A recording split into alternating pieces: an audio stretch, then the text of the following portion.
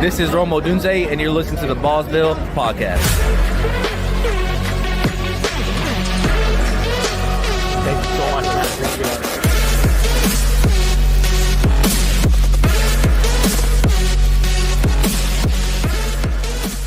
And now, your host of the Ballsville Game Podcast, Scott Fitzgerald.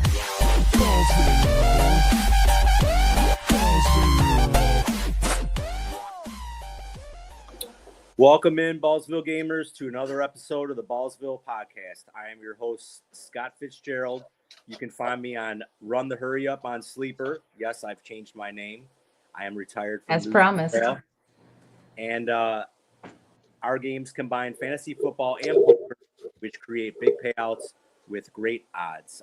Just to let you know why I changed my name, one of my sons mentioned to me, "Hey Dad, by the way, our generation looks at your name Nudes for Sale and thinks that it means actually in the underworld nudes for sale. So it's like you're selling nude photos of yourself on the internet. So maybe you should change your name." So selling nude photos of myself would probably be a horrifying image. So I don't want to do that. So I changed my name to something more football eccentric. Coming in, he is my co-host. He is Trader Clem. He has a new name. It's Trader Clem. One of the probably brightest minds in dynasty trading that I know. He is Sean. What's up, Sean? Thanks, Scott. You're just trying to butter me up, aren't you? Yes, for sure. And Good piece of toast. And coming in, she's our podcast producer.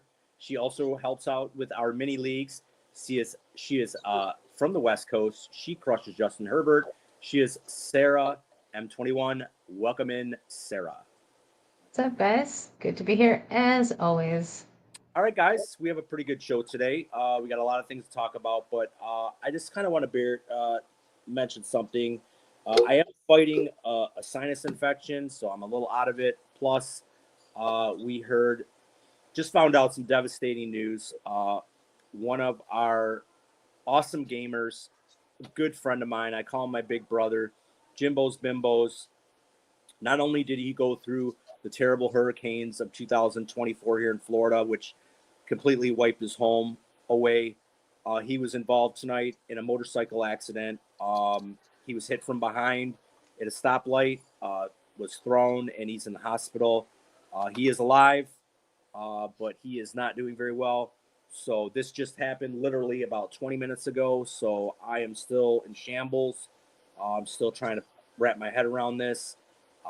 So please bear with us if I kind of go off script a little bit and get confused, because I'm actually can't believe that this just happened. So please say a prayer for him. He's a great guy. His wife, Lisa, they're two very, very good and generous people. And they've just have had just a terrible last 6 months. So please, say a prayer for him and a quick recovery. So other than that, we are going to give away some freebies tonight. We're going to give away 2 free mini games. We're also going to talk about some dynasty draft boards. We're also going to talk about some triathlon. We're really excited about the triathlon league. So before we get into that, I want to welcome in Short Stack in the chat. Cheeky Hobson, welcome in. Fran, always welcome you in. Good old Cyborg. I'll mention Cyborg real quick. The March Madness brackets are in full-fledged. It's a great weekend. It was represented by Ballsville. A lot of players from Ballsville represented us. Jimmy Wojo, Grundog, C-Bomb, Jojo, Zubakis, myself, Cyborg. So and then I know I probably missed out a bunch of names too, but I want to congratulate Jojo. He's the top of the list as far as Ballsville gamers in the pools, the basketball pools out there. So So yeah, Hey, balls. Scott, before we move on too much further, I want to make sure that we let everybody know, in order to get into the drawing for the mini leagues, if we're going to give away 2 of those mini leagues, we needed a nice word for, a trigger word, so people can get in on this drawing. So I figured, with what's going on right now, why don't we go ahead and utilize the Jimbo Strong term, and we'll use Jimbo Strong today to get yourselves into that free entry. So if you're listening right Okay. now, type Jimbo Strong into the comments, and you'll get yourself in for that free entry drawing at the end of the pod. Yeah, that's It's no support for our buddy. definitely some good support. So yeah, so that'll You forgot the T, cheeky. Jimbo Strong isn't good work. You Yes, gotta have we the T spell there. check. It will. It really does. It has to be spelled Yeah, correctly. Jumbo Strong probably won't work either. You're probably going to need to go with Jimbo Strong specifically. Welcome in, Crash Davis. We love you guys. Thank you for your help. Jay Morris. Welcome in, Jay Morris. So let's get into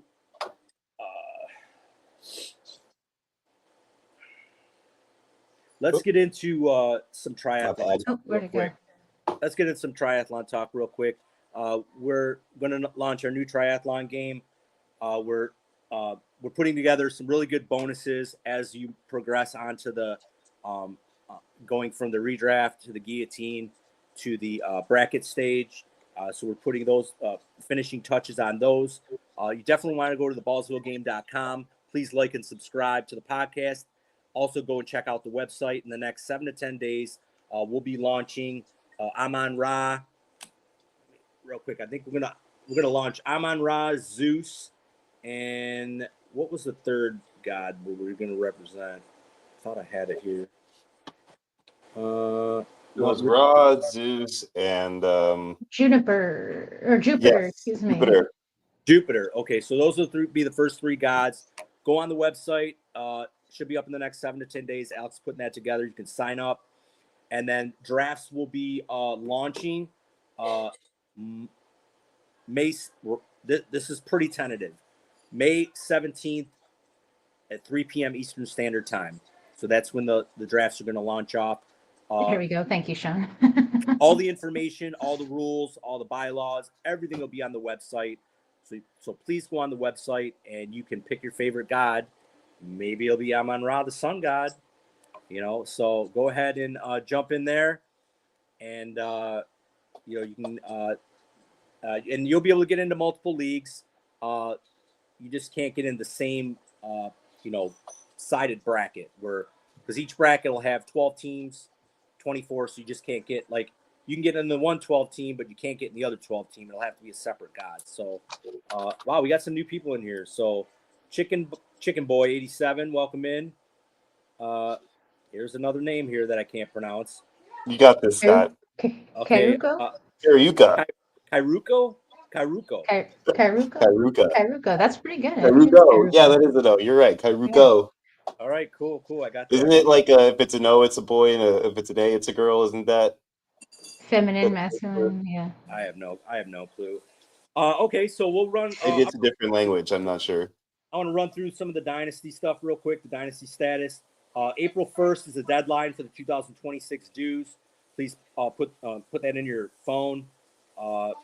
Those who joined as a rebuild have until August to pay the $25 for the 2025 if they would like to compete for that year. Let's say the Dragons of Dynasty. It says 192 teams. I'm not sure exactly what that meant. 152 league is paid or have asked for more time. League 40 is unpaid. Has one orphan in Gaidoria. Is that right? Gaidoria? I just like listening to you try to say them. And 2 players paid for 2027 because they traded those picks. In the Heroes of Dynasty, 13 of the 16 planned leagues are rolling. The next 3 are on hold for now. So that's the Dynasty recap. I'm going to go to Sarah for the mini leagues. Shoot, Sarah. All right. So in the mini leagues, pretty easy here. We've got the first three, I believe, that are running right, or that are already done. We've got a whole bunch running all the way up. Marvin just started yesterday, so the first 8 are already running, and we're Scott gets filling. all those hard ones, and then the one you have to say is Marvin. I know. All of the names in here are incredibly easy. Thanks, Xbox. Steve, Gerald, Marvin. So we're filling Dragon Born right now, and then the last one will be the Wanderer. So Dragonborn's only about 3 or 4 people filled. So come on in there. I'm on the website right now, so you just go into mini games and click on Dragonborn and get on in. Sarah, do you know if the Wanderer is that a fast draft? I haven't heard one way or the other. Because I thought I was in that one, and then Alex, I think, said it was a fast draft, so I bounced out of there. You left. It might end up being a fast draft. Yeah, I'm not sure. I haven't been told yet, but I can go in there and find out before it fills for sure. So if you guys want any more information on how to get in these dynasty leagues, obviously go to theballsvillegame.com, or you guys can tag Sarah, and she will help you out with the information on how to get in there and get in one of these mini leagues. And we're actually, like I said, we're going to give away 2 tonight, so maybe you could use one for one of these new leagues that are opening up. Oh, and you're right. That is a fast league. Yeah, that's a fast draft. Okay, that's what I figured. Yeah, that's We currently have 10 people already in there, guys. So they're just hanging out, Oh, and the Wanderer, it's already full? No, 10 people in the entries for the drawings. Oh, gotcha. Only 10? Gosh, I thought I saw a lot more Jimbo Strongs welcome in Jenny B. Jenny B's regular, Zoobs. Welcome in Zubakis, Todd Barber, Trevor Langworth. Crash Davis is in here, and he is the newbie that is in Godzilla with us. That's welcome in, Crash. That's awesome. That's Dead Man. Yes. Awesome. Yeah. That's awesome. He's the one that Connor made that really amazing trade with. Breakaway trade. Yep. Yeah, he definitely hurt Connor. You're welcome, Crash. Definitely hurt Connor in that league for sure. Let's get into some triathlon. I'm like super stoked, man, with this triathlon. You are. I mean, Sean and I worked pretty hard today along with Alex putting together this triathlon. We're super excited to get this thing rolling. We think you guys are going to love it. So I'm going to hand this over to Sean. Sean's the architect of the triathlon. It's so beautiful. I'll wait till he brings it up. Yeah. So basically, guys, I'm going to pull up the screen for you for the actual, we're going to look at the actual breakdown of it as well. But I want to go ahead and give you guys the first and foremost, we'll go over with the payouts, right? Because that's all you guys care about, right? Is how much money is this going to make me? So let's give you guys an opportunity to check that out while I pull up the rest of it. So this is what we're looking at here, guys. Basically, the way that this is going to work, as you guys know, is we're going to do a 24-team, basically what we're going to be calling these are, what were they, legions, Scott, I believe? Legions. Legions, right? So there's going to be a group of 24 there in a legion. Each of the legions is going to have groups of 12 randomly split out into 2 separate groups. So there's going to be a light group and a dark group. So for an example, you guys, if you're in the Zeus League, you're going to have a Zeus Light and a Zeus Dark, and you're going to fall in one of those 2 if you sign up for Zeus. You don't know which one. You can't plan with your buddies to be in the same one or anything. It's going to be a group of 24 and randomly selecting 12 for each separate league. And those 2 leagues are going to work together throughout in tandem, side by side, all the way up until they reach the bracket where they're going to combine at that point. So we're going to go over the actual visual of that with you guys here soon. But we've talked about that in the past enough to where a lot of you guys should already have a good understanding of what we're talking about there and how the legs work for this tournament. But for now, we're going to start with the monies, and then we'll roll into that here in a second. So the way that we have it set up, because this is a triathlon, 3 people who put it together with their brainchilds, and we were doing this as kind of just a theme of 3. We decided to make the buyout or the buy-in $30. There you go, right? We're just going to stick with the 3s. And the way we're going to do this is for you guys, so make it easy so that you guys understand exactly how much money is going into what you guys are fighting for and how much money is going to go towards the Ballsville game to maintain the game that we're providing for you guys. We're going to do it as two separate, basically, your buy-in is going to be split. You're going to get $30 to buy into the league, and a $3 extra fee is going to go to Ballsville. So it's a total of $33 to buy in. $30 is going to your prize pool. So the rest of that $3 is going to go towards free entries, keeping the site maintained, all of the fees that are going along with what we're doing for you guys, and getting everything running for you guys and covering all the management aspects of things. So, but the payouts are still going to be really, really good for you guys, and the odds are still going to be really good for you guys. So, let's start digging into that. We've got basically you've got each legion, right? Each god, you got 24 people that are buying in $30 a pop. So the payouts are going to be as follows. You've got there's going to be 11 champions. So each god is going to have one champion out of the 24 people. Be 11 of those are going to get a total of $288, 1 in 24 odds between 288 and 33. 12 semifinalists are going to get $105, and they're going to have one out of 12 people are going to get that. So 1 out of 12 odds. 24 quarterfinalists are going to get $50. So you're going to have 1 in 6 odds of getting at least $50, right? And then that is going to be just that portion of the payouts. There's going to be bonuses and other things that we're going to cover here too. So this is just the kind of, the actual nitty gritty winning portion of the payouts. In the beginning for the first setup, you're going to have 1 in 12 odds at getting $50 and $30 by week 13 in your individual league. And then there's going to be the other game bonuses that we're going to go over here. And so 12 teams per league, 2 leagues per god, 4 gods per legion, 3 legions per triathlon. Make sense? I hope so. It's all here for you guys to go back through it again if it doesn't. So, and of course, we're all here to help. There's going to be a total of 288 entries. This is all hindering on where we're at now. If we get this filled and we fill it really fast, doesn't mean we can't expand that beyond where we're at now. But this is what we're shooting for at this point in time, and we think that this is fillable for what we're doing. So that's where we're at with the totals, and that's where we're going to get to our $30 going into the pot. Times the 288 entries, you're going to leave. That's going to balance us out at the $8,640 total dollars that is going to go towards you guys. So it's going to be a really awesome setup. The payouts going from that point forward, you're going to have a $30 payout for hitting the top 2 standings in leg 1. So we'll start with leg 1. Leg 1 is redraft. So from weeks 1 through 8, it's a regular league, basically, just like what you're used to playing. You go all the way through week 8, you do a league median, and you do a matchup. So it's going to be a total of 16 matchups.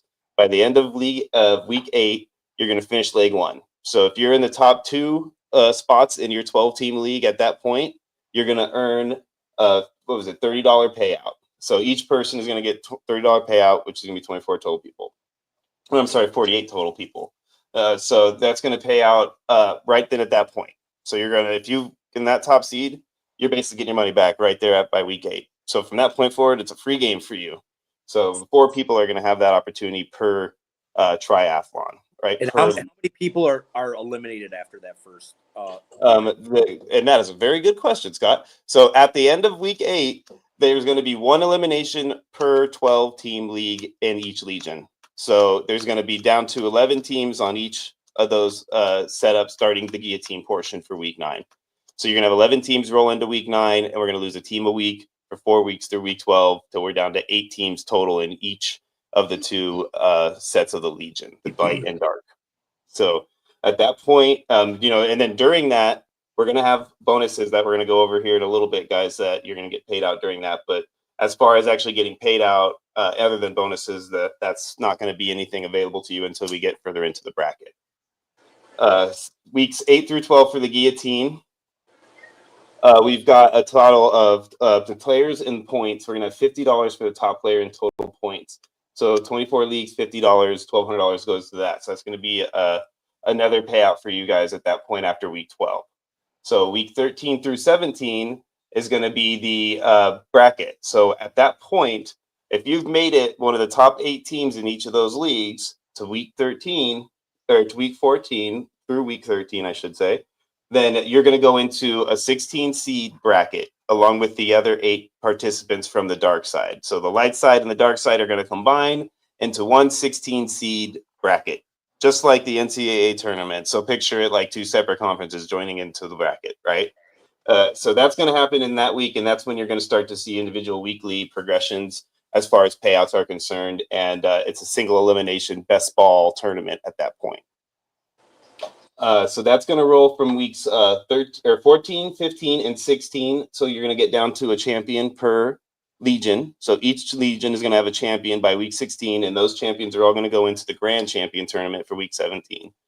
And those payouts are going to be set up for that specific tournament on a separate basis than what we're doing here. It's going to be more of a wagering system.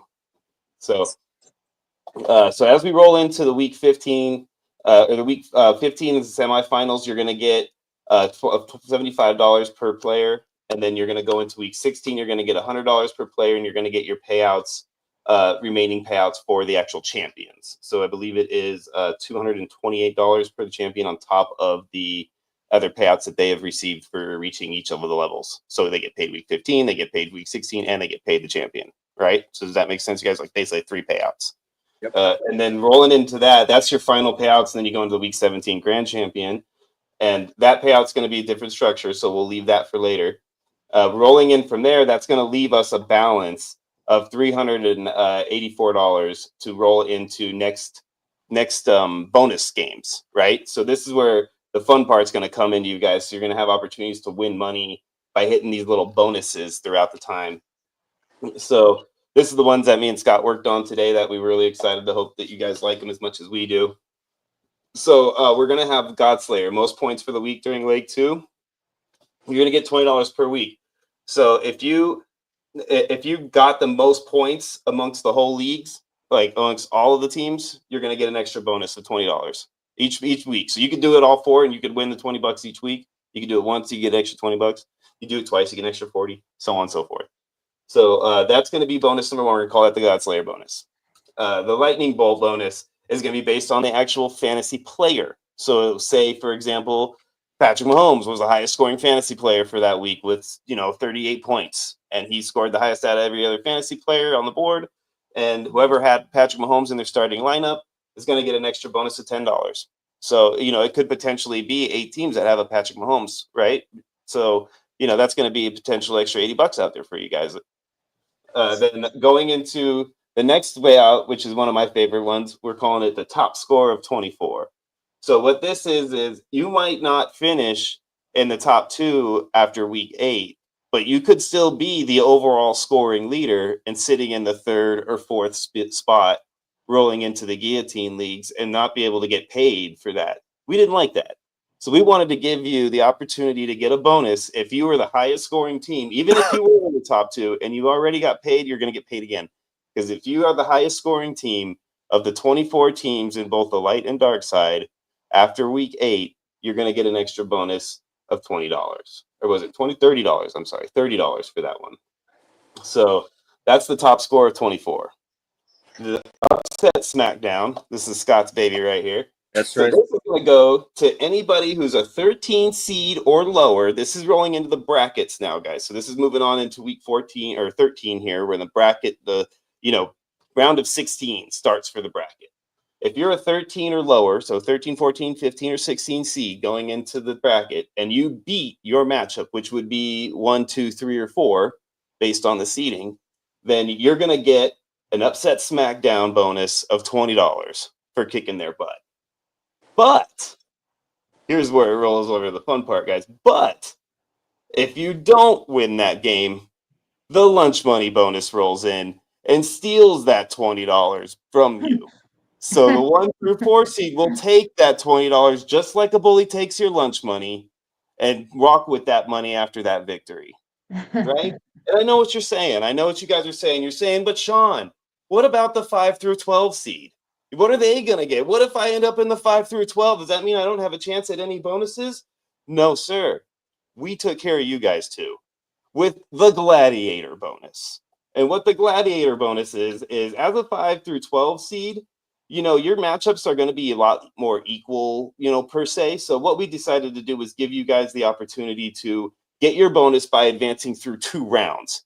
So basically, if you get to the round of 4 in the bracket, you're going to get the $50 that you receive for getting there, but you're also going to get an extra bonus of $20 for getting there because you were a seed 5 through 12. So you just basically have to win 2 games, not 1, to get your bonus. That's what you get for not doing either really good or doing really bad and still being there. Because if you got really bad and you're still there from 13 to 16, you did something like, you kind of grinded your way out. Like if you're a poker player, you know the term grinder. And, I feel like you should get something for that. Right. So, but you're 5 through 12, you kind of snuck your way in almost. Right. So you got to take an extra week victory in there before you get your money. And then everything left on that point, guys, we're going to go into the final bonus, which is the Grand Champ bump. And what that is basically any bonus that's not claimed and any remaining balance, which I think was like $16 or $23 or something around there, was the remaining balance after the bonuses that we put together. That's going to roll into the Grand Champion along with the allocated funds that are already there for that term. So say, for example, somebody doesn't hit that all 8 of the $10 payouts for the lightning bolt bonus don't get hit because, maybe that player wasn't on everybody's starting lineup for that week. Who knows? Right. Then maybe that bonus rolls in. You never know. Right. Some of the bonuses don't have a chance of being hit. They don't for sure going to get hit. So they're going to roll in if they don't. We're going to make sure that money goes basically back to you guys. So that's our kind of payout structure for all of this. Do you guys have any questions on any of this stuff? Since I kind of ran through it, and Sarah, I know this is your first time, running through this with us. So, how do you feel about it being that this is your first time hearing it? I think some of it might be a little bit confusing because we're going through it really fast, but I plan on actually looking at this a little bit closer so that I can get a better idea of certain parts of it. But I think that, hold on, let me open it up on my end too. But I think that this is going to be awesome. And I think once everybody fully understands like how exactly all the bonuses work, and maybe when we start getting into it, we can like break stuff down a little bit more even. But I think that I'm super excited about the triathlon. I was already excited about it, at its like beta point last year. So all that new stuff and like the new bonus. I love the weekly bonuses. I think that's brilliant.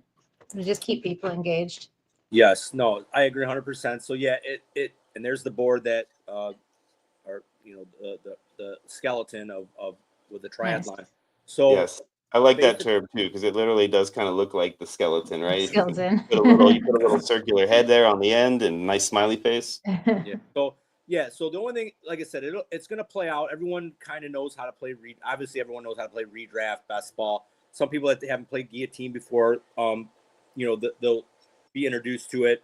But the only thing that might be a little confusing, like I said, is the bonuses. But once you kind of figure out where the bonuses are coming, you're going to be like, oh shit, I just hit a bonus, man. I didn't even know I got one. So what we wanted to do with these bonuses was, like Sarah said, we wanted to keep you guys engaged throughout the whole league, because it is a triathlon.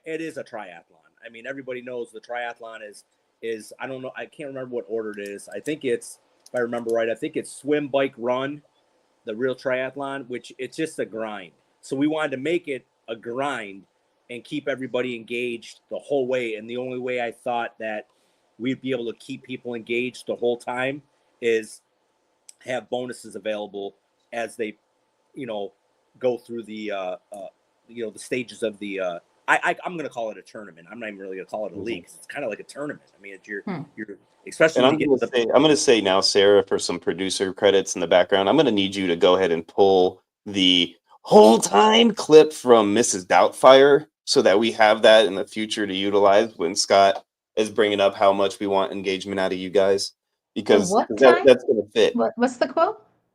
The whole time. You don't remember? I don't remember that one part. Mrs. Doubtfire, just picture the part when she finds out that it's Robin Williams being Mrs. Doubtfire when she tries to give him the Heimlich and her face starts falling off. Okay. Sally Field starts freaking out. It's like the whole time. So yeah, it's a great clip. When you see it again, you'll remember it. It'll make you laugh. Okay. So that's our triathlon talk right there. We know you guys are going to really love it. We're super stoked about it. So yeah, just like I said, look for the gods that'll be opening the leagues in the next 7 to 10 days on theballsvillegame.com.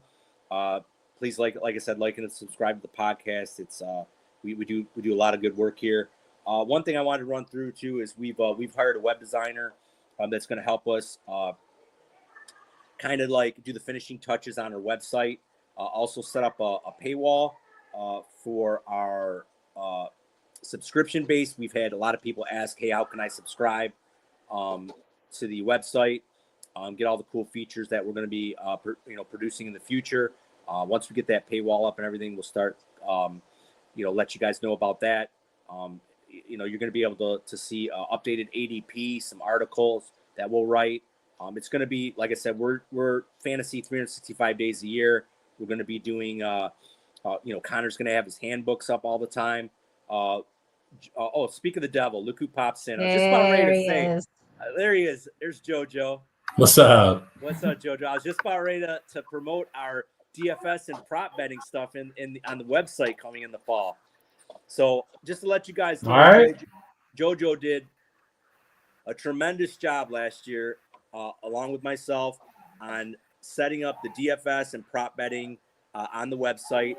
And giving everybody a lot of free content. Yeah, this was free content we gave you guys. And actually, we had people DM us and saying, man, I just kicked ass this weekend. Zubakis won his DFS league using our tools. We were putting screenshots of our winnings up for free. Now, if you go on the internet and try to find a DFS website that gives you all that information, I mean, you'll pay, I've seen it anywhere up to like a couple $100, and I've seen it as cheap as like $70 or $80. Ours is going to be a lot cheaper than that. And we did really, really well last year. If I remember right, I think out of the 16 weeks that we played DFS, we only lost 5 weeks. So we did really well last week. And JoJo put a lot of good articles out there for you guys, along with his prop bet DFS stuff. So we're definitely looking forward to that again coming in the fall. What's up, JoJo? JoJo. Just it's been busy and hectic outside of Ballsville, but just trying to stay afloat. But this is actually a nice little breath of fresh air to get on for a little bit here. That's awesome. We've been waiting for JoJo to get on. We're happy to have you. He's one of our favorites. So, all right. Busy time of year. We are going to, we are going to get into before we get into some trades, we're going to get into the draft boards. And like I said, anybody new that came in, please type in Jimbo Strong in the chat. I don't know if you knew JoJo, but Jimbo's Bimbos about maybe he knows. An hour ago, he got. I was on his bike and he got rear-ended. He's in the hospital. He's not doing that great. Prayers up for Jimbo for sure, yeah, man. I hope it's not as bad as we all think it is and everything. So no, I mean he's alive. He can still move his or he can still feel his arms and legs and stuff, which is great. But he can't move his hip. He's in a brace, neck brace. He's all beat up. So they're running a bunch of tests, and when I get off the pod, I'm gonna call his wife and see what some of the results were. But please say a prayer for him. Him and his wife have just had. I mean, they're the nicest people in the world, and they've just had an awful 6 months with the hurricanes and now this accident. So, but anyways, all right, let's bring up some draft boards. And what we're gonna do is, I was looking at this. We're gonna bring up a couple dynasty draft boards. These are recent dynasty boards that, and what I wanted to point out is, and this is the Godzilla League. We got the Godzilla and the Gandalf League. And what I wanted to point out was I noticed earlier dynasty leagues, they weren't as quarterback heavy in the beginning as maybe like I like to draft. But I've noticed these last two dynasty leagues, people are screaming up the draft boards, trying to grab quarterbacks, trading, doing that kind of stuff. And in the Gandalf League, I'm always kind of letting you guys know, build your dynasty league quarterbacks. They're the easiest to acquire. Blah blah blah blah blah. You guys have me, listen to me 100 times to say that, but it sucks when everyone's doing your strategy, because then you gotta adjust, you gotta pivot, you may have to make some trades and stuff like that. So I'll show you guys that in the Gandalf League. But this is the Godzilla League, and as you can see, 1, 2, 3, 4, 5. Looks like most all the quarterbacks went in the top 6 rounds. So So I want to pinpoint one team right off. Jojo, are you in this league? Yeah, Yeah. Jojo and Sean are together. We're on the clock actually too. I was gonna say we should be seeing this live because I'm right after them, and I thought that Sean wanted to hold off on the picks. Oh wait, you guys got live until we picks. got You guys on got live picks. Live picks. Yeah, right? we got live picks right now. We got some live on picks. Godzilla. Who's on the board? Yeah, I feel like we should just go ahead. Jojo's on and the clock, and I'm next. take the top guy on the board, Joe. What do you think? Who's that? Who is that anyway? We got I mean, I feel like I think the value with Andrews at this point in the draft for me is a little too much, but to pass up. I just don't see either that or Keon would be the only other guy I think I'd consider. Yeah. Now Jojo and Sean are like they're co-owners, so they're brainstorming. Yeah. So like, either that or Aaron Jones. so like when they don't come in the top 3 or the top 2, you can all say, "I'd be both of you guys at once." Pretty true. That's very true. But I think we're definitely contending this year. I think that's you are. Everyone is. Everyone's got a really good team right now. I don't know. Sean thinks someone doesn't have a very good team. Sean, what about either Jacoby or What's up, C Sims? Welcome in. Oh, man, I think it might be a little too early on Warren, but I mean, at the moment, I don't know. What do you think? Those are my 3. I don't know. I like you. I'd probably start Andrews, Jones, Keon would probably be my 3 in that order. All right, I like Andrews. We'll go Andrews because that's been too far. You're on the clock, Sarah. Yeah, I cannot believe he lasted this far. I was like, well, if they don't take him, I might. Crazy. But I'm like, it's not a tight end premium either. So right, I don't know. All right, so I don't know. We just had Mark Andrews go off the board in 1, 2, 3, 4, 5, 6, 7, 8, 9th round. 9-3. 9.3. Yeah, we have Bowers too, but I just think it's And they have Bowers already too. Yeah.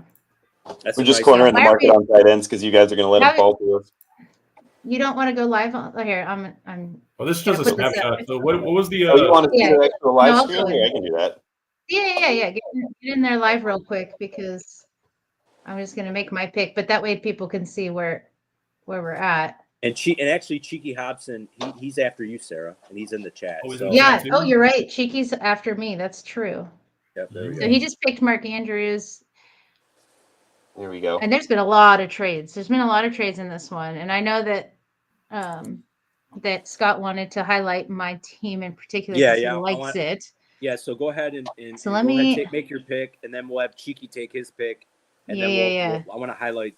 So I'm thinking highlight one of my favorite builds so far of the draft. And I think I might just go ahead and take an old man right now. I think I'm just going to take an old man because you're going to take Aaron, aren't you? No, I'm not. No, I'm not taking an RB. I got my 2 RBs right now. I'll pick another one later.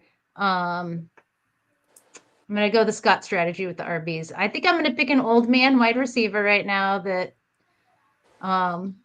could either bust or kill it. And he just signed 3 years. So not Diggs, the Cup. The Coop. The one who actually signed a 3-year deal, not a 1-year deal masquerading as a 3-year deal. Yes, exactly. Thank you. It's all about injuries with him, the soft tissue. It is. It absolutely is. Yeah. No, it's true. Yeah. And Cheeky gigs Aaron. He's like, I'm taking Aaron. It's been going down year over year, guys. Like I'm actually very fearful of Cup just in general. Like the separation that he's been getting away from defenders is nothing like his 2021 season every year. I don't know if like Darnold's a big upgrade in that regard. You got someone who was completed like well over 70% of his passes from Geno to Darnold with his history, no longer in the O'Connell system. O-line is even worse. This Seattle O-line is a work in progress. They fired Ryan Grubb, who was a pass happy guy. They brought in a run happy coordinator. I don't know if this whole Cup resurgence thing is. I wasn't out on Cup last year as well, but I don't think this is anything to write home about. Yeah, I know, Jojo. You don't like any of my picks, so when I beat that's you, not true. In particular, it's hard to not like Lamar Jackson, Sarah. There was definitely. What was the other pick, Jojo, that you were like, oh no, oh yeah? When I was talking about my Barkley pub sub, I'm like, oh no, I'm not that person. Like, it's gonna be worse. No, I'm just But- giving a player take. I'm only on for a short amount of time. I got to get a player take in. And here and No, there. no. Hey, that's why we like JoJo in there. Player takes, baby. Exactly. We all love sharing our opinions on players. Okay, let's not. That's why we're sitting here on the pod. Hey, don't Like to forget share our you people in chat- opinions. Don't forget you people in chat. Jimbo Strong, get you in the free. Jimbo Jimbo Strong. Strong. I don't think we have any new peeps in here yet. Welcome in Hell's Finest, Brandon Delfer, and welcome in El Presidente, Alejandro Hernandez. Welcome in. So Scott, you're the only one that's Alejandro not in this El league. Jefe. Alejandro, you're the only one that's not in this league. Here's Sean and JoJo's combined, and there's mine. I know you like mine better because of the quarterback situation, but they do have a good team as well. What do you think? No, okay. So my strategy is I like to in the first 6 rounds, I want to either go. I want to have 4 quarterbacks. We know. No, I want to have three receivers and 3 quarterbacks, or 4 quarterbacks and 2 receivers. That's what I want to have. See, I told you 4 quarterbacks. I told you. Yep. It's definitely Yep. there. But if I can't do it if everyone else is doing it too. So that's just the way I build it. If you can't do it that way, and what I want to say is don't force the issue. Like let the draft follow you. If you can't build like that, don't force it. That'd be the worst thing you can do because you're gonna hate your team. So you just adjust. If you have to go like older quarterbacks or wait on quarterbacks, you got to do it. That means all the other value like the receivers, tight ends, running backs, they'll drop when people start panicking and you're putting them in a bad spot, and they're trying to get quarterbacks. So, but I like Sarah's build to start. I like waiting on the running backs. I think running backs are disposable. I don't mind going hero RB if you wanted to grab one, but like a Bijan or Gibbs or something like that, that's fine. But then if you do that, I wouldn't even address the running back position till way later because they're so expendable at that point. The shelf life on a running back is, in their prime years is like, 3 seasons, maybe 4 if you're lucky. And the reason why I would take Bijan is if I had to take a running back is, I look for the next Infinity Stone, and the next Infinity Stone is the next guy to be the number 1 at his position. And Bijan's not there yet. And it's so hard to do it back-to-back years or do it twice in a season, unless maybe you're a quarterback. So that's why I would take Bijan because I don't think he's had that Infinity Stone season yet. But I like the way Sean and JoJo worked the board. They got up and got their guys. So I'm fine with working the board to get back in the first round to grab them 2 stud quarterbacks. But if you can't, they went for the stud. They went for the stud quarterback and the stack exactly. They went for the stack. So we tried to get back for a 3rd time in that first round, didn't we, Sean? We did. We were close. We almost did it. We were close. So Sarah, do you like? Cheeky wasn't having it since he's in the chat, man. He wasn't having. He's like, I'm not allowing you or Sarah to get 3 first round picks. So I'm going to ask Sarah how she likes her build, and I'm going to ask JoJo how he likes his build. So Sarah, how do you like your build? Were you nervous going that build, or were you? I don't like. Yeah. So I knew if I was going to be in a league where Sean was going to come in here and start his shenanigans, I was going to have to start trading. I'm not always a big fan of a lot of trades, but I'm also like, it really bothers me when one team does so many trades that like other people are like, I don't even know what to do here. Or like they lose track. We all lose track of like what that person is doing and like where they're going with it. And like, oh shoot, did I just give that guy a mustard team and I didn't notice? If you actually pick more than 5 picks out of the top 10 rounds in your allotted spots when you started, you're doing something wrong. You're trader club. So I was like, I knew I was gonna go trade heavy, and I knew I was gonna trade up the whole time and not down or back. So I was like, all right, forget this rookie class, I'm done. So I mean, look, I still have my 26 second and 2 26 thirds, and my rookie first and second are long gone. So I'm gonna stick with that. I'm probably not gonna trade out the rest of the way, but I do like my build very, very much. There's a couple moves that I wish I would have gotten, but I didn't.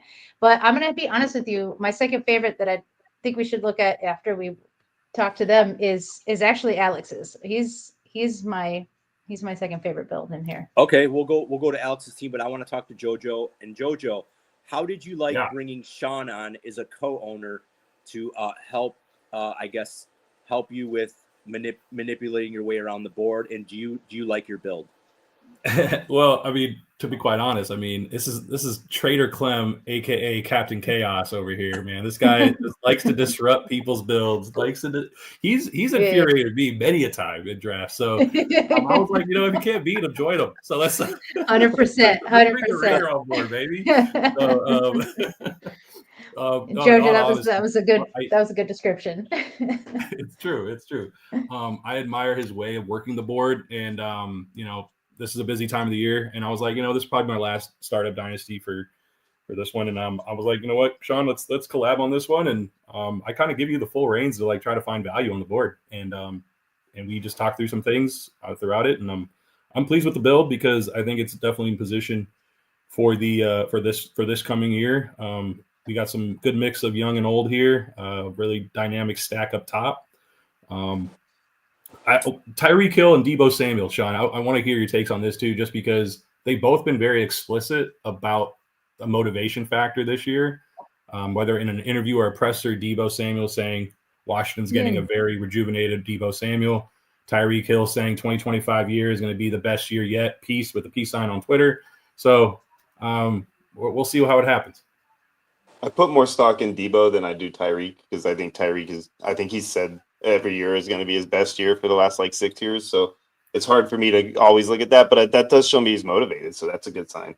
And that's, we were worried about him, acting like he was basically retired or even retiring this year and all that. It sounds like that's not even close to the case. So I'm glad to hear that, which also sounds like maybe next year is not out of the realm of possibilities at this point. So that happens, great. That's an extra year than we thought we were going to get out of him. So I'm definitely happy with that.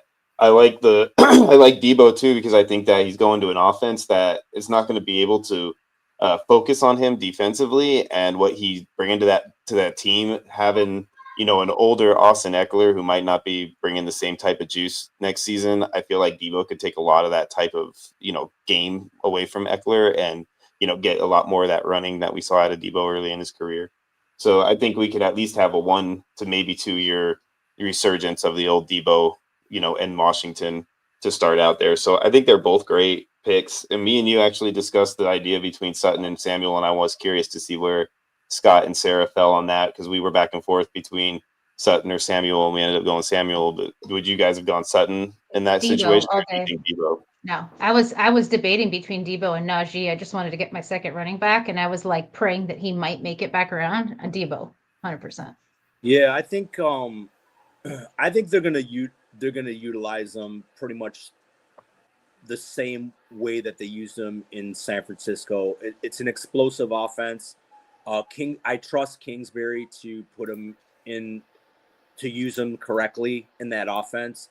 You have a running quarterback, which in San Francisco you had kind of a statue. I mean, Purdy runs a little bit, but not like Daniels. So you have to account for him, which will give opportunities for Debo to, work his magic. So I would definitely go Debo, even though he's kind of a head case. I just think it's a strong move for Washington to pick him up, and I think he'll be utilized. Mm-hmm.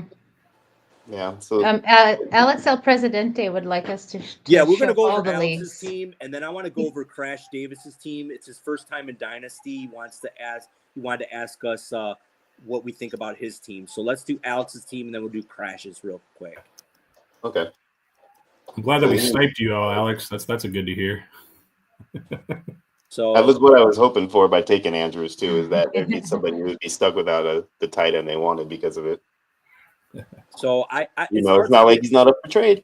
It's hard for me to see the board, but what's his quarterbacks? I'm trying to look at him right now. His quarterbacks are Caleb Williams, Dak Prescott, and Anthony Richardson. Okay, so he went 2 solid, and then somebody with potential. Risky backup, yeah. Yeah, and then he's got what receivers? What are those 3 receivers? He's got Rashee Rice, T. Higgins, and Rome Odunze. So nice. He's got the Odunze Williams stack, and then he's got Godwin, Chris Godwin, fourth, and Shakir. as his fourth and fifth. And then on the running backs, he's got Brees Hall. He just took Tony Pollard. He doesn't have a tight end yet. Yeah, I like that build. He's got his hero running back. He's got 3 nice receivers. Rashee Rice is great value there in the 4th round, if I'm reading that right. Am I reading that right? 4-2, yeah. Yeah, and Rome and Godwin. Those are, He had a big 4th round there.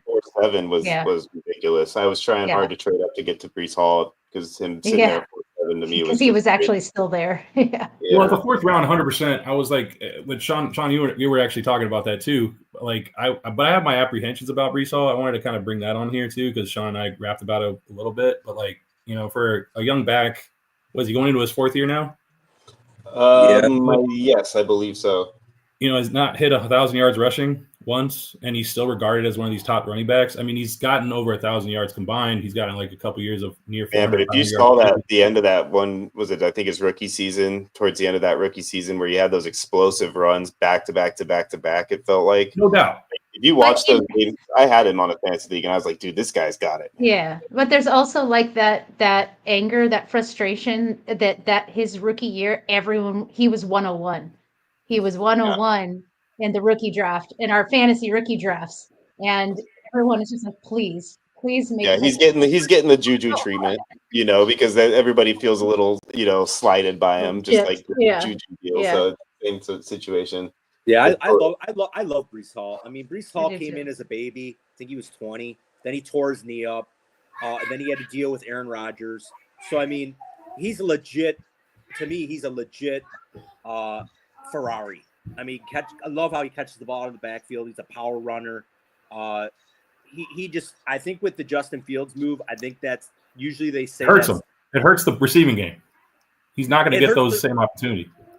It'll hurt the receiving game, but I think it'll open up more running lanes for him because they're potentially efficiency-wise, yes, I do agree with that. That's typically the trade-off. Yeah, he'll have the read option, so I think he'll have more explosive plays in the run game. Yeah, I think it'll cut down for sure on the receiving game, but usually they say it's good for a running back because of that read option.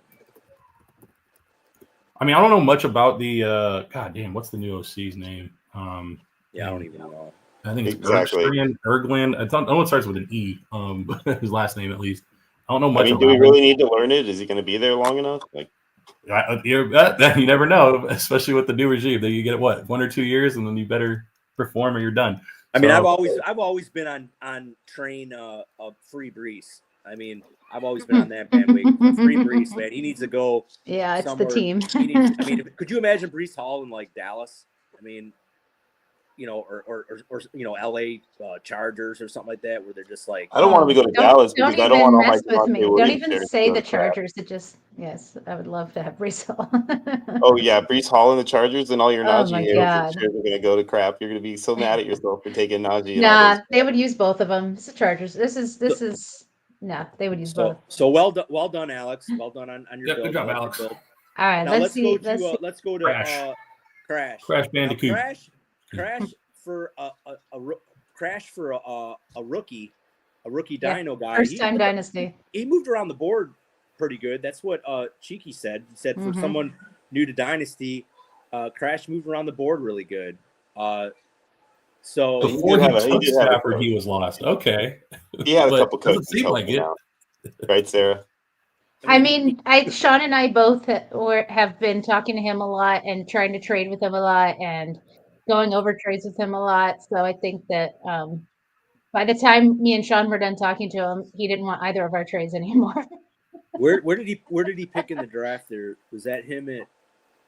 He's at 11. Yes, he's 111, and he made crazy trade. So he gets the 10. He gets the 102 in the rookie startup. So because that's long gone. Yeah, I don't see any like pink tiles on his team, which makes me really nervous. He's got his rookie picks is gone. He's got Goff and Stafford. Oh no, he still has it. He still has his. Yeah, but he does have the rookie 102, which is. Does he still have that pick, Sean? Or did he No, I think he traded the rookie 102, if I'm not mistaken. I think he has some other people's picks, though. The only thing I would say about his draft so far is that, and this is like literally par for the course for pretty much everybody on their first dynasty draft, is that you overvalue older players and undervalue younger players because you just don't really understand where that value falls when it comes to that age and the longevity of them in a dynasty league versus just next season value. So, he looked at a guy like Mike Evans, for example. We were talking about it, and he was amazed that Mike Evans was still on the board at the point that he was, and it was just criminal. And the reason being that he was still there was because we're all assuming that he's got one season left and then he's retiring. And, if you're going to draft him and you're only going to get the one season out of him, then there's a very specific team that you're drafting in order to want a player that's going to be there for one season. What you Yeah, built but to be right fair, now that can was be it. perfect for That was type in of the 8th. player. Yeah, What's that was that? he took him at Yeah. 802. So I'm actually surprised he made it through that far too. I thought he would be taken in the 7th, to be honest with you, but like late 7th. Well, but he went about where he's, kind of been Yeah. going as far as the group Yeah, of for receivers, sure. So All it's right, not. so To me, what I'm basically trying to say to him is that, there's a value in taking younger players, like a guy like Matthew Stafford, a guy like Mike Evans. If you're going for a championship right away, you're one for sure when you're drafting this team, like you do with a redraft league pretty much every year, right? That's how you draft them. Then yes, those players are super valuable. But if you're going to do a build where you want to get younger guys and you're going to have like a team that's going to be more of like a 2-3 year down the road type of team, then that's why a guy like Mike Evans would stay on the board, because the other players that are drafting that type of team aren't even considering Mike Evans because he doesn't help them for what they're doing. So that you got to kind of evaluate it that way. And as you draft more dynasty leagues, you're going to get better at understanding that value between the younger and the older players. And as the ADPs get better and more get drafted and Sleeper updates their ADP lists, it'll help you a lot better too. So that you'll understand why as you go along and do more. But that's the one thing I would say right now is to just try to get a little more understanding of the difference between like getting a player that's only there for one season versus somebody who you can know is going to be a stud for 2, 3, 4 years. that's good. That's good analysis. All right. You want to bring up the Gandalf board real quick? Hey guys, I got a hard out coming up right here. I do want to mention just something that is in the works with me and Connor. We are working on an update to the Dynasty Handbook, which is more of a prospect focus. Connor's been busy, but the rankings are kind of getting put up. Maybe some small blurbs and small write-ups, some player comps. Those things are what to look out for. But I already have my top 50. Connor's sending over his rankings, and we'll kind of put it together a consensus and kind of make some updates to that Dynasty Handbook, another version of that coming up. Awesome. Very cool. Awesome. You guys heard it here first. All right. That's awesome. Updates behind the paywall. I'll be watching the rest of this pod once the kiddos go to bed. All right. I got to give them a Thanks bath. for joining us, Thanks Jojo. for joining us, Jojo. Appreciate you. All right. Take care, guys. All right, See ya. take care. Later, Jojo. Thanks, man. Of course. All right, real quick. So this is the Gandalf League. I'm in this one. Sean was my co-owner. He was helping me do some, moving around the board. I kind of let Sean know kind of how I wanted to build. Obviously quarterback eccentric, but I had a feeling that this league was going to. I think there was I knew there was going to be a lot of players in here that were going to possibly go quarterback extreme. Or trade up to get multiple quarterbacks. So I had to think of a game plan, what I was going to do. So Sean ended up getting me back in the first round. I was picking the 104. I knew I would get either Lamar or Jamar Chase, and I didn't really tell Sean this, but my game plan was if I was going to have the 103, 104, I think we discussed it. I was going to go Jamar Chase and Joe Burrow, and I was just going to stack them and then grab another quarterback later. But Jamar Chase went number 2, which super surprised me because Josh Allen fell in my lap. So now I ended up with Josh Allen and Lamar Jackson, which I was super stoked about. And then we decided I didn't have a second round pick, and this totally goes against I was actually talking about Sean about maybe trading back in the late second and grabbing a second quarterback or third quarterback right away. So start off with 3 quarterbacks. But I saw Bijan Robinson, and this goes against my philosophy about running backs, but he was dropping too far for me to, at that point to me, I think it was a value. And like I said, I think he hasn't had that Infinity Stone year yet. And I figured that would have been a good spot to go up and get him. So I had Sean work out a deal which included my 2025 first rounder, which was a late first rounder in this class, which I'm not crazy about, to go up and get Bijan. I was able to make a trade later on because I was nervous. I didn't have a third quarterback, so I did make a deal to get Bryce Young, which is a decent young prospect that showed he at the end of last year that he could be a legit starter in the league. So I was happy with that. Was able to get Rashee Rice is my number one in the fourth, which was I was surprised he fell there. We were shocked that we were trying so hard to trade up, like every spot pretty much for the last 5 spots before our pick. We were trying to move up and trying to get it. Nobody wanted to trade back. Oh no, I like the deal, but I just can't. I got a guy I got to take right here. And nobody would jump back. I mean, even down to where it was only a couple of picks of a jump back, and nobody would do it. And we thought for sure, they're taking Rice, and then he would. They're taking Rice, and then he would. But then it finally comes down to it, and then I woke up one morning because Scott's on the East Coast and I'm on the West Coast. And when I woke up, Scott had gotten up earlier, and Rice was there on our pick, and he must have jumped up and just pressed that button as fast as he possibly could. It's like, oh shit, he's here. Yeah. So the point is, I like the build. It's a little top heavy. I only had to give up, I think, to do all the moves. I only gave up a 2025 first and a third. I ended up giving up a third to get Olave. But I still have all my 2026 picks, which I'm happy with, and I still have an early second because it's a snake draft for the rookie draft. So and your third was like 309 too. So third was you gave up 309 to move up 4 picks and get a guy who was dropping because of concussion concerns that everybody would have taken 2 rounds earlier if it wasn't for that. So I think that was a steal.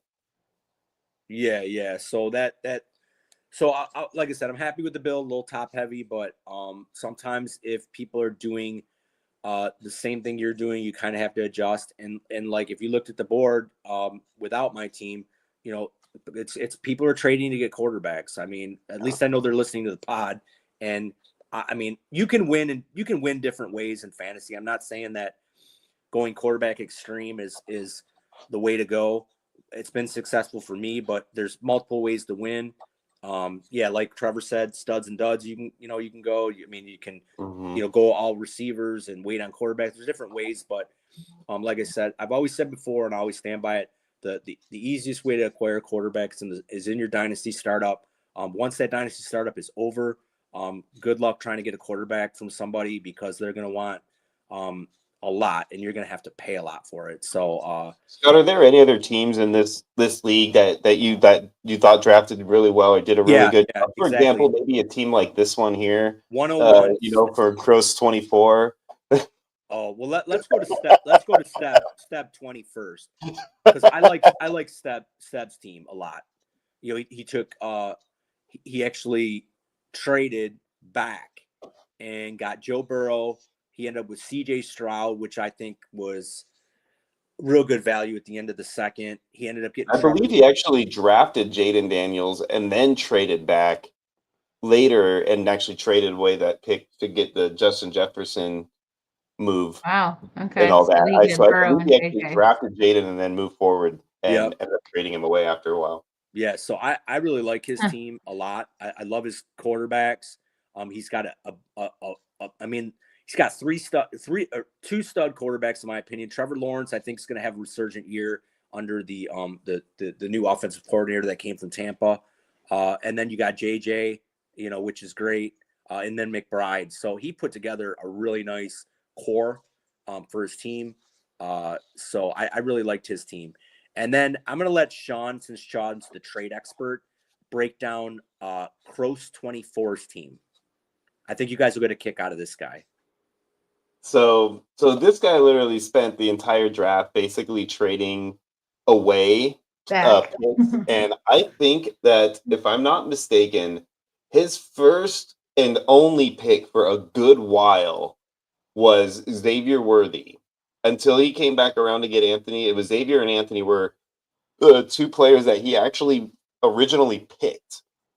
Like the first players he picked. So he went all the way into 5-3 before he actually kept anybody on his roster, and then ended up making a bunch of moves later to I would say almost reacquire some of these players too. So his strategy was, quite confusing to say the least on a lot of the things that he did. And he actually basically tackled an entire 10th round. And I believe what he was looking to do was to trade back and to collect a lot, which he did accumulate a lot of 2025 and 2026 picks. I think he has all but like 1 or 2 of the 2025 first rounders. Yeah, You must really like this rookie class. Yeah, Yeah. exactly, right. And then he traded up to get Xavier Worthy at a certain point, and a couple of picks up to get Xavier Worthy, and then Anthony, and everything else. I believe he traded away most of his picks except for the Tyreek Hill and the DeAndre Swift, which I believe he was the DeAndre Swift and Travis Etienne is his first trade up to grab a player, and he did a trade up to get both those picks to grab Swift and Etienne. Otherwise, everything else he had done was either a trade back or a trade back in after the pick was made by somebody else, and then he traded back to get it. Yeah. So really an odd kind of approach. Yeah, So he just likes this rookie class. it's an odd build, but it can work because he's basically he's going to get all the rookies. He's going to punt year one, and he's got basically the whole 2025 and 2020 six class, hostage. So yeah. And then Connor just mentioned this once before because we know how much he likes to talk about his own teams. But he had a team very similar like this, and then he ended up making a bunch of trades with those future picks rather than drafting every one of them. He made moves around and picked up players like Justin Jefferson and other guys like that by trading away a bunch of those first rounders. So he might do the same for all we know. Yeah. So yeah, like I said, there's a lot of different ways to win fantasy, so you can go old and try to win in the first couple of years. You could punt and try to build a monster. You can be conservative. There's no right way to do it. It's whatever way makes you feel comfortable. And like I say, the way I like to build, you got to have patience. You got to stick to your guns, and whatever build you like. Yep. And this is a good example that we can tell. What's his name from the dead man from the last league that we were talking about, and he with his Mike Evans, wondering about him dropping it all. This is the type of guy that would never consider taking a Mike Evans for the most part, unless it was just the value was so crazy, screaming high that he had no choice. Like he felt like he did with Tyreek Hill in that point, because I know he immediately turned around and tried to put him on the block to a team that wants to win this year. So he drafted a bunch of young guys. He's not going to take a Mike Evans. So, think about that stuff in your dynasty drafts too, when you're looking at, like, say you're sitting at that, the 111 spot right there where the guy next to you has 2 picks and then you have your next pick. So is he going to take your guy in those 2 picks? Well, look at his build. If he's building like Kroos is building, and he's got a lot of young players and he's not obviously building to win this season, then you can let Mike Evans pass and take somebody else who he might target with the pick you got, knowing that he's not going to take a Mike Evans with his 2 picks, and he'll be no problem to be there for you on the next round. Yeah, so those are the types of things you keep an eye on when you're watching how teams are drafting, and what I was trying to reference earlier with the older players. Okay, and then I want to say something real quick about this. So Sean is a very bright mind when it comes to trading. I'm not trying to blow his head up or anything like that, but I've heard it from multiple people. Sean knows how to work the board. And that's something that I'm trying to convince Sean to do for our website, is try to. It's part of my autism. Because if you go online and you try to find a good website that, I'm not talking keep trade cut, I'm talking like a good website that gives you the proper value on startup drafts and the value of certain positions and how to move around the board. There's really nothing out there that I've seen that breaks it down in layman's terms for someone like me who is more of a visual learner instead of a book learner. So I'm trying to convince Sean to create something and put it behind the paywall on the website. And I think it would be super, super valuable when it comes to your dynasty startups. Because like I said, I think Sean's a very bright mind when it comes to that. And like I said, I'm not the only one. I took him on as a co-owner. Jojo took him on as a co-owner. Just basically hired him just to, hey, I want you to move around the board for me and see what you can do. So hopefully, I'm almost positive Sean's going to come up with something for you guys before and you guys can use it next year in your I dynasty. I need to pimp my services out, huh? You I might don't know if you want to do that because then they're gonna. But when you do that, they're gonna start taking your moves during drafts with you, and you can have some competition. That's what you do with I me. could be like a fantasy agent, you know. I could negotiate amongst the two teams. You know what I'm saying? Like the middleman, the Yeah. fantasy agent, right? No, that's what you do with me, though, Sean. So yeah. So like I said, guys, we got a lot of stuff. We got a lot of stuff coming. The This Drew fall Rosen for House you of guys. fantasy trading. You know that we're gonna have on the website. So it's definitely gonna be worth it. Like I said, it's gonna be cheaper than a Starbucks coffee. So I mean, I'll just throw it out there. So you know, it'll be Especially if you get one of those extra espresso, you know, latte, cafe, with mocha goat latte, milk, whatever. No, milk not and black this, coffee. It's not cheaper than a black. and I that's, hate coffee. So if you couldn't tell by, you know, that random, you know, pile of words that probably had nothing to do with actual coffee drinks. All right. Okay, we got a few more things to do, or we got one more thing to do before the giveaway. We are gonna do a few trade talks. We got some trades coming up, and Jay Morris. I know we'll have to probably get to your breakdown in the Clay League next pod. We're kind of up against time, but I'll make a note of it right now. And then so yeah, why don't you bring up some trades there, Sean? Absolutely. Let's get into some trade talk, huh? I still think that kind of looks like me, but Sarah just says no. No. I think it looks like Donald Trump, to be honest with you. Oh, then it doesn't look anything like me. Like 30 years ago, maybe. That's all you had to say. I don't know. It doesn't look anything like you now. We don't talk politics. I know. We don't. I got one jab. I got to put it in. Sean, how's your Tesla doing? Oh God! I mean, it's Any- getting me from A to B, no problem. So I mean, it's not getting started on fire by anybody, or I haven't had any eggs thrown at me. So keyed yet or anything like that? yeah, I haven't had any. I mean, I park in the garage, so that helps. But when are you trying to get in? All right, well, no more when I politics. have This to, is it's under my lease. All right. They have a Okay. rule with Teslas that you can't buy your car at the end of a lease. You know how like normally you can buy your car out at the end of a lease for a certain amount. Yeah, But yeah. Tesla does not allow you to do that. You have to Really? trade They in don't your let car. you do that? Oh wow. Yeah, you cannot buy it. But my mom was we were talking about it today, and she was like, "Well, that's probably going to change because there's nobody." Yeah, no doubt. Oh man. Anyway, all right. So let's get back into what we really want to hear is trade tax, huh? Let's do this.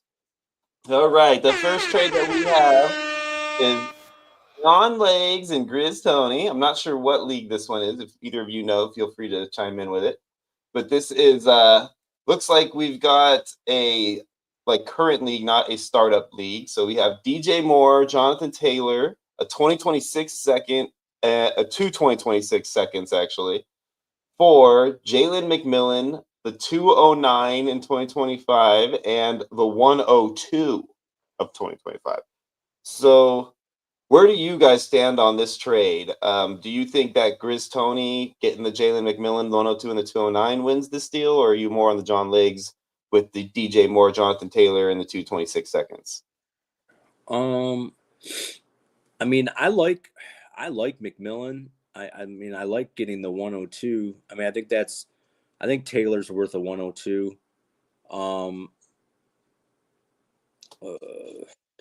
I mean, so I would kind of look at it like Jalen McMillan and Marion Hampton for DJ Moore and Jonathan Taylor. And then, you know, you've got the 209 and the 2 seconds that I think kind of wash. Yeah. You know, maybe slightly lean a little more towards the 2 picks. Yeah. You know, I think it's pretty. I mean, to me, I think it's pretty even. I mean, I think this is going to be depending on if you're a contender or not. yeah. If you're a contender, then I like the DJ Moore, Jonathan Taylor side. You know, and if you're not contending, then I don't like doing that trade. I mean, I think DJ Moore is going to be pretty good in this offense. I think it's a bump for him in this Ben Johnson offense because he'll be the Amon Ra in that offense. I think Odunze will be Jamison Williams in that offense. So, God, this one's a little tougher than when I first looked at it. I still think it's kind of tough. The sideboard says the graphic has orange skin. That must be where the Trump thing came in. I'm gonna slightly lean towards, because I still think Jonathan Taylor's an elite back. And I like the 2026 picks. I like that class. I don't know where those picks are. I see Sarah's name on one of them, and then Grizz Tony's name on one of them. I don't know what league this. You know is. what? I'm gonna take. I'm gonna. Is this Goku? I'm gonna take the This might be 2026 class, and I'm gonna take a bump in DJ Moore's production, and I'm getting an elite back. So I'm gonna slightly lean legs. Gotcha. What about you, Sarah? Yeah. I would genuinely take either sides of those. I would totally give up a 1, 2, and those picks for Moore, Taylor, and I also like the 26 class. And I would also take the 1, 2 if I was rebuilding with McMillan. I think I like the leg side a tiny bit better as well, but it's a very good trade. I think it's really, really I well think it's done. a good trade, both sides. Yeah. I mean, look, as long as whoever has the 101 doesn't pick Ward, because after the rookie draft, anything could happen. It just depends on where all these guys are going. But like, I've heard a few people say they want to take Ward at 101, which is a little wild. Oh my God! If they take Ward at 101 and he gets Genty at 102, I'd be like, I've even heard some people sell that deal right there, baby. I'll take that all day. So what I'm saying is that makes things a lot. That would make things a lot falls different. To 102 because of somebody's needs. Then I'll tell you though, if that's not as good of a trade. It's not as good of a trade anymore. If that 102, if that happens and Genty's there, and he doesn't turn around and try to shop that 102 and grab himself potentially get like a good quarterback with some sort of a deal out of it, then I think that's like almost criminal. Man. You could snag Genty if your build's appropriate for it, but like Scott was saying earlier, you got to be in competitive mode within 2 to 3 years if you're going to take a running back. Yeah. I wish I had the 101 in some dynasty leagues. I don't, because if I did, there's not a chance in hell I would take Genty. I would be trading that pick for an elite quarterback plus. I have 101 in 2 different of my leagues, and I am trying to sell the shit out of that thing. Yeah, I would take an elite quarterback plus. All day, every day. That's the only thing I would sell it for, because Genty does have the potential to be like an AP type player. So I can't argue taking Genty if you're in the right position with your team build. But who's in that position that has the 101 right now? Unless you traded for that pick, your team is not ready for a running back to build around. You know what I'm saying? If you traded for the 101, yeah, okay, the running back luxury could be there for you. But if you earned the 101, like I did in a couple of leagues that, I had a bad year, I'm nowhere ready to take a running back for any of those leagues. It's not going to help me at all to grab Genty right now. Yeah, but this was Goku. You could still get a running back though. Like you tell me you can't. That's what I mean. I would trade that pick and try to get value for it elsewhere. You guys, hot take. This is Goku, and guess who has the 101? You, Mr. Grizz Tony. Oh, so he's got the 101 and the 102 now. Yep. And that makes all the difference in the world then. He knows exactly what he's doing with both those picks. He wants more than Genty. So that makes a lot of sense. So he traded Taylor because he knew he was going to get Genty anyway. Okay. Yeah, that makes a lot of sense now. How did he end up? He had DJ Moore and Jonathan Taylor, and he still ended up with the 101. Did he trade for it, or was it his actual earned pick? We did this draft a while ago, so I can't say I remember. I'd have to look at the draft board. Is this a new league? This is a this year league. This was the first Dynasty league in Heroes of Dynasty. Okay, so this wasn't him earning the 101. This was whoever took 112 had the 101 in the draft because they were the last. So he was 101. He was 112 in the draft, so he already had 101. Gotcha. So that makes a lot more sense why he made this move then. And that being the case, then I think I probably would potentially change my answer then to lean towards his side of the board. Yeah. The only thing I would have done differently to make it 100% for me is I would have swapped that 209 with a player that has some, sleeper upside for me. Rather than getting the 209, I would have rather gotten somebody that I like that's like a younger player, like, Dontavion Wicks is a guy that I think is going to be coming up, with what's his name being hurt for half the year to start the season, Watson. So, player like that or something, I think that's more valuable to me than the 209. But otherwise, I think that him having the 101 makes a lot of difference. Yeah, it does. For why you Yeah, would do it this. does. Context is so important in these trades. Okay, move That's on. why we need to have a lot more involvement when we talk about these trades, because it could change our answers a lot of times. So true. All right, next. All right, the next one. Oh, I forgot about that. We forgot to pop Trader Clem in. Darn it, we'll do it on this one. Here he is. Boop, boop. All right, there he is with his orange skin and his green bandana. This is in Tiamat League. We have D Northern Wizard, who I am going to go out on a limb and say he probably lives up north, and trading with Mean Machine 922. And we have a straight player trade. We got Jamison Williams to D Northern Wizard in exchange for Audric Estime, Blake Corum, and Josh Downs. And Interesting. off the top of my head right here, first glance, I'm going to lean towards Mean Machine because I don't see that big of a difference between Downs and Williams to snag like a Corum and an Estime, who both have right now they have that sleeper upside value.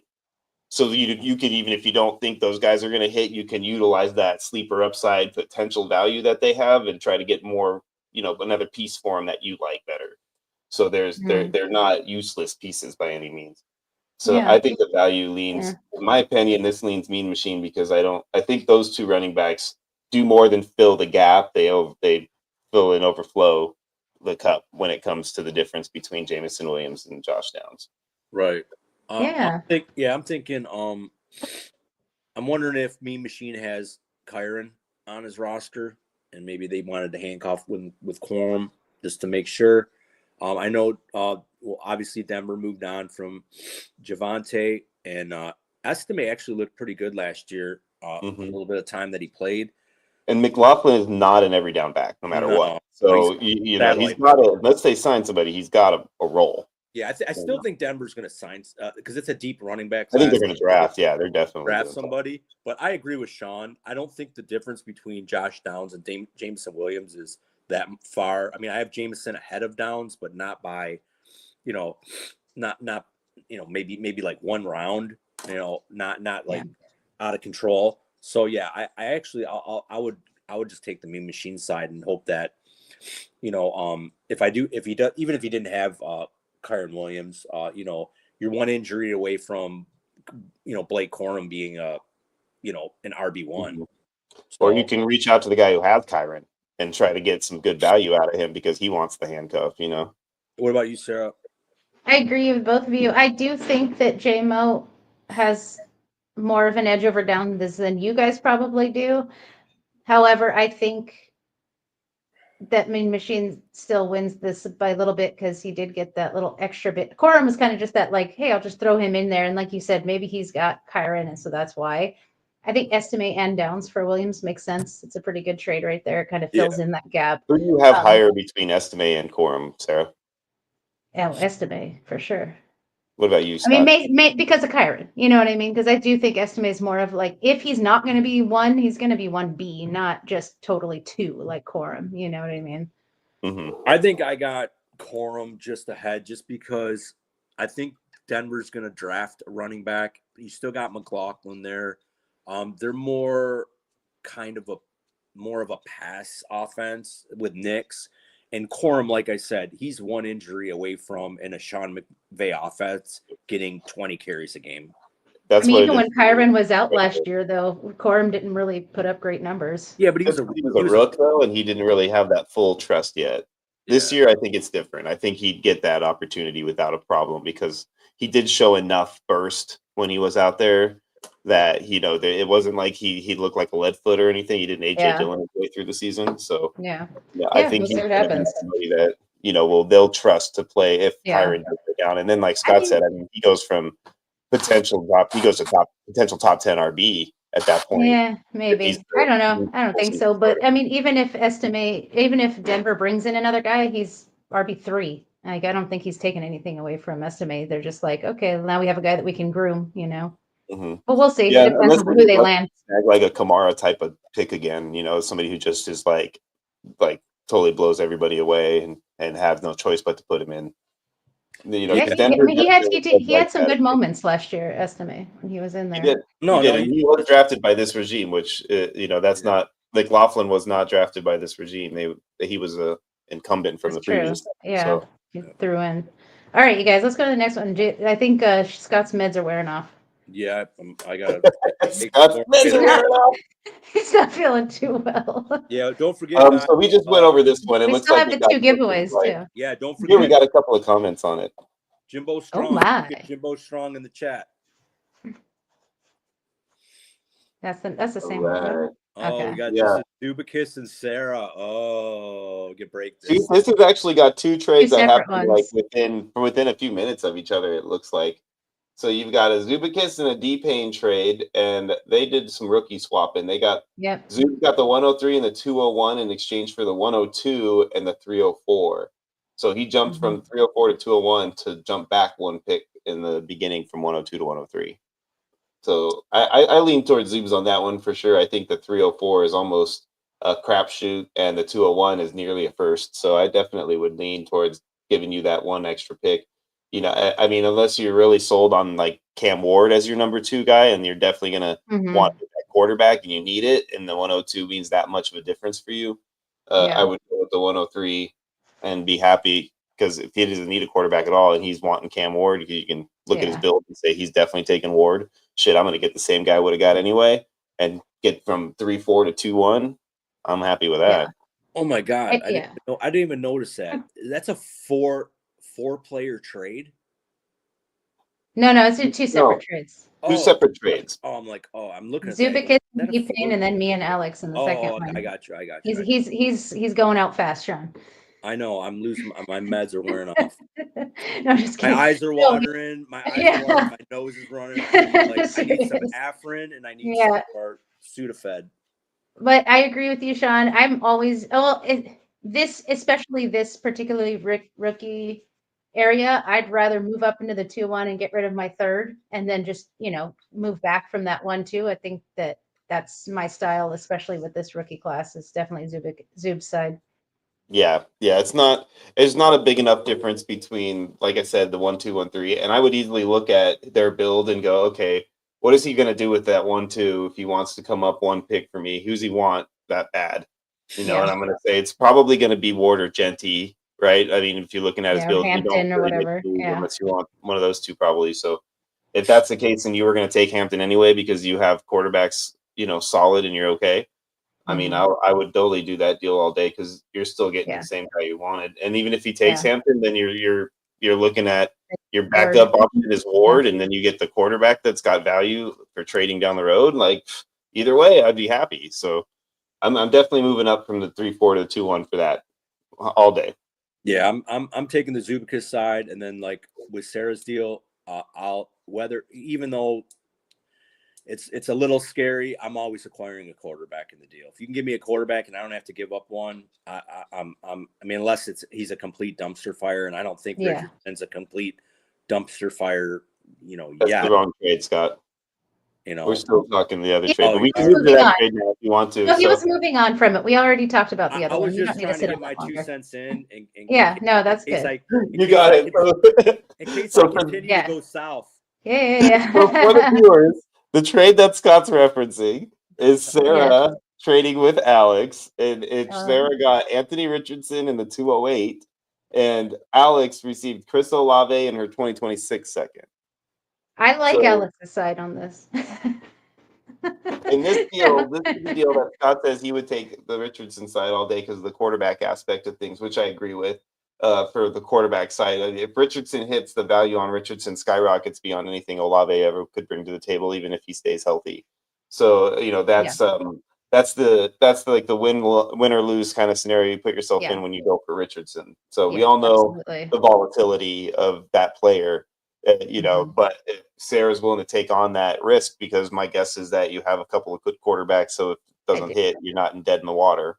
Yeah, he gives me, that's my fourth quarterback now, and so I'm just hoping he hits hard, and it was worth giving up Olave because I do think Olave is going to have a really good year and come back. So yeah, and Alex did write in chat that he has Herbert, May, and Baker in that league, which like I said, I love having four starting quarterbacks. I mean, Alex has four starting quarterbacks on his team. I mean, I Well, would not love to anymore. have, He's a Gabe Richardson. right, but I mean, I'm saying I would love to have that build, but what that build lets you do is it lets you, if you're weak at another position, like Yeah. Alex, I'm sure if he went after Olave, he probably wants another good receiver. It gives you the luxury to move on.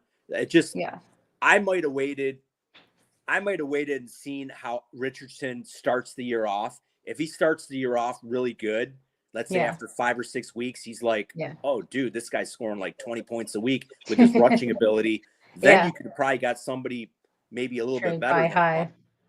Well, let me tell you who I have as my quarterbacks in this league. This is Al's doing. Well, all three of us are in this league. I have Jaden Daniels and Lamar Jackson in this league as my top two quarterbacks, along with Geno as a backup, and now A-Rich as my fourth. So A-Rich ain't even going to get in Jackson as your top quarterback.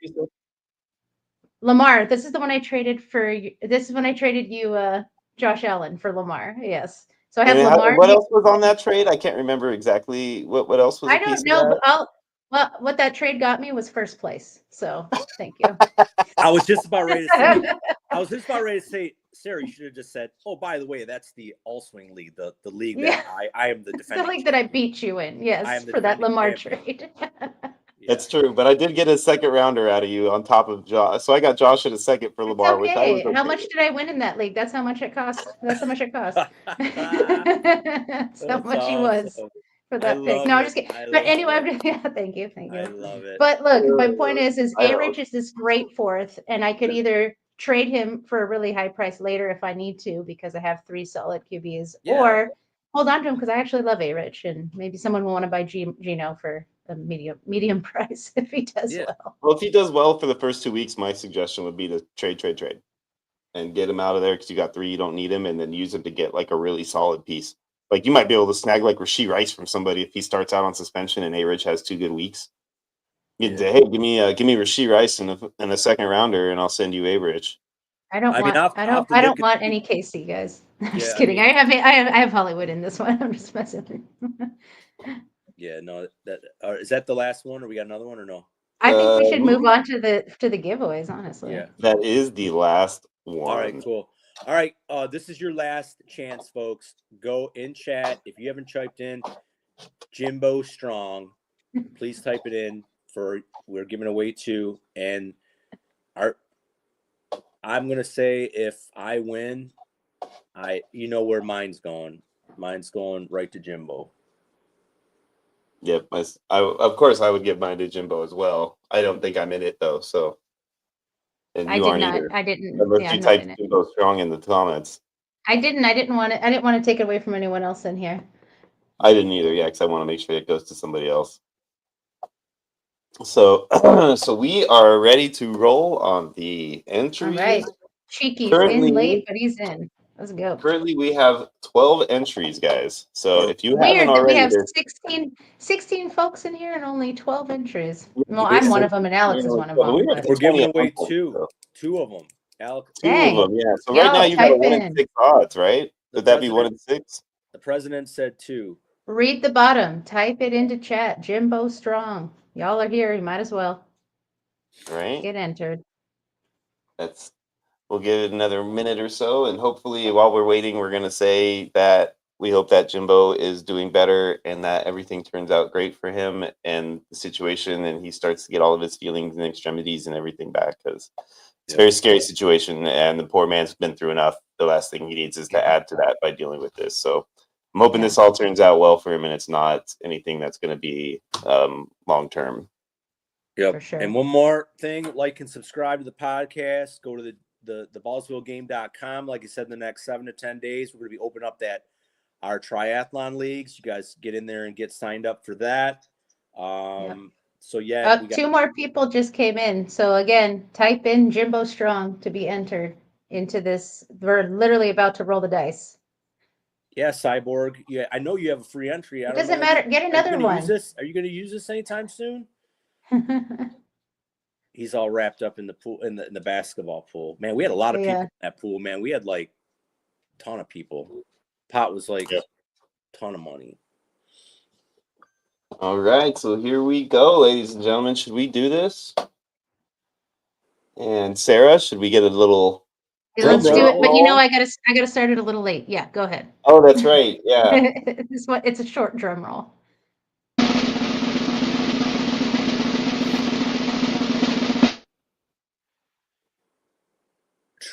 Zoobs. Oh, Zoobs.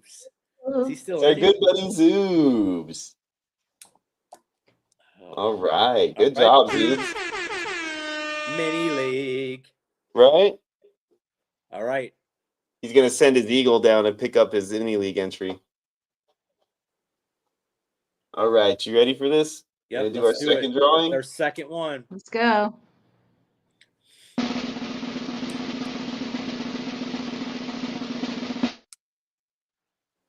Jay Oh, Morris. look at the timing with the drum roll. Nice. Jay That Morris, was pretty damn 410. He wins a lot of these freebies. Good job. Congratulations, Jay Morris. All right, you guys know the drill for your freebies. They'll be for the mini leagues. And Sarah, what ones? How many more spots are open in this one? Yeah. What is it called? I have it written down. Dragonborn. There is, I believe, a good 8 or 9 spots still left in there. We just started filling today. Okay, and League 10 is full. That's the fast draft, correct? Is that That's what you not got? full at all. No. Oh, it's not. We haven't even started taking money in there yet. People are hanging out in there. Oh, people are just hanging out. Okay, I Yeah, got you. yeah. All right. Yeah, but okay, yeah, folks. Wanderer will be a fast draft. That's the 10th one, 310, which will open up as soon as we fill number 9, Dragonborn. All right. Okay. Well, that wraps it up for another episode of the Ballsville podcast. I want to thank everyone for showing up in the chat. Thank you for liking and subscribing to our podcast, checking out the website, theballsvillegame.com. Oh, that's so cute. And Like until that, next so. Wednesday, folks, we got a lot, like I said, a lot coming up in the works for you guys. It should be super exciting. One more prayer and shout out to our good friend Jimbo's Bimbos, who's in the hospital right now from a motorcycle accident. I'm actually going to be calling his wife when I get off right now. If I know any updates, I will pass those along for you guys. So for our producer Sarah M21, for my co-host Trader Clem, I am Run the Hurry Up, and we will see you next week. We are out. That's a wrap.